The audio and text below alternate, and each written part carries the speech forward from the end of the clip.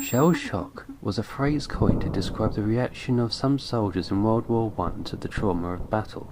It was the reaction to the intensity of bombardment and fighting that produced a panicking and scared sensation of the troops. Symptoms of shell shock included tinnitus, amnesia, headaches, dizziness, tremors, and hypersensitivity to noise. The origins of the term shell shock came into use to reflect an assumed link between symptoms and the effects caused by exploding shells.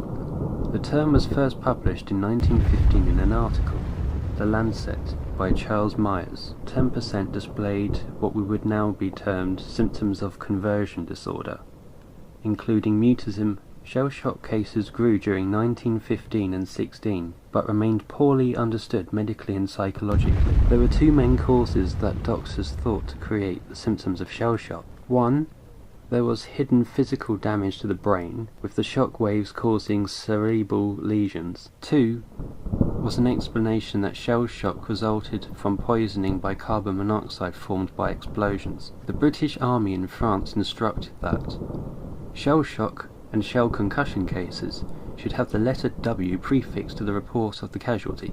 If it was due to the enemy, in the case the patient would be entitled to the rank of wounded, and to wear on his arm a wound stripe. If, however, the man's breakdown did not follow a shell explosion, it was not thought to be due to the enemy, and he was to be labelled shell shock or S for sickness, and was not entitled to a wound stripe or a pension. By 1916, at the Battle of the Somme, 40% of casualties were shell-shocked, which resulted in a psychiatric epidemic, which could not be afforded by the military. A lot of men who had shell shock were often sent back to the front line, and resulting in the soldiers' symptoms becoming far worse. By Passchendaele in 1917, the British Army had developed methods to treat shell shock.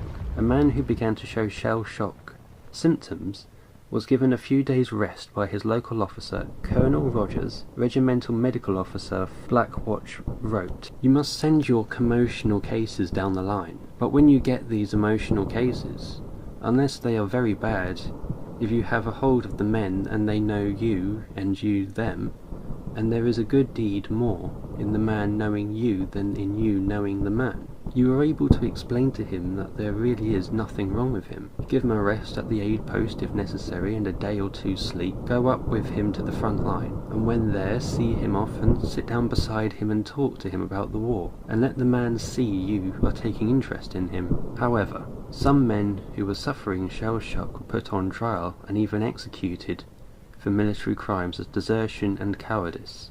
While it was recognized that the stresses of war could cause man to break down, a lasting episode was likely to be seen as symptomatic of an underlying lack of character.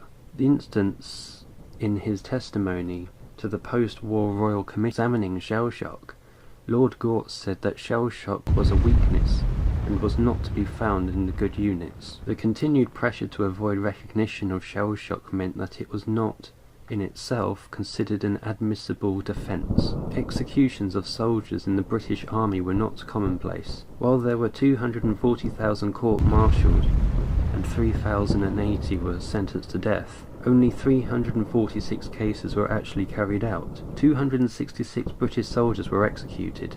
18 of these were for cowardice. How many of these were shell-shocked at the time? Shell shock has had a profound impact in British culture and popular memory of World War I. At the beginning of World War II, the term shell-shocked was banned by the British Army, though the phrase post-concussional syndrome was used to describe the similar traumatic responses. In 2006, the British government gave all of those who were executed a posthumous conditional pardon.